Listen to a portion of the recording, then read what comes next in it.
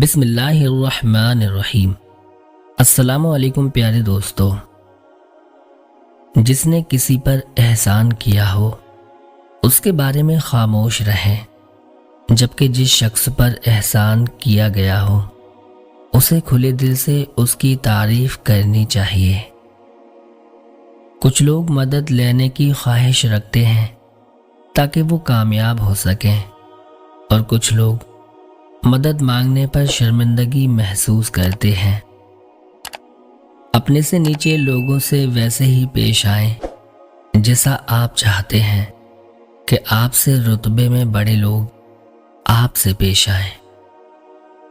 کچھ لوگ جان بوجھ کر دوسروں کو اکساتے ہیں کہ تم کچھ بھی نہیں کر سکتے، اور جب وہ لوگ حد سے گزر جاتے ہیں تو یہی لوگ اس چیز کا فائدہ اٹھاتے ہیں۔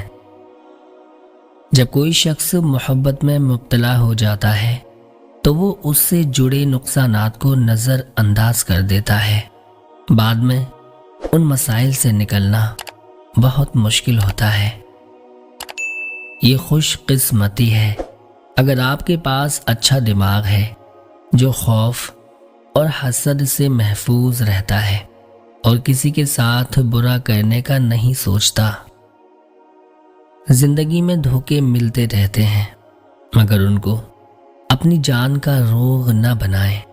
ہمیشہ مسکرائیں اور آگے نکل جائیں۔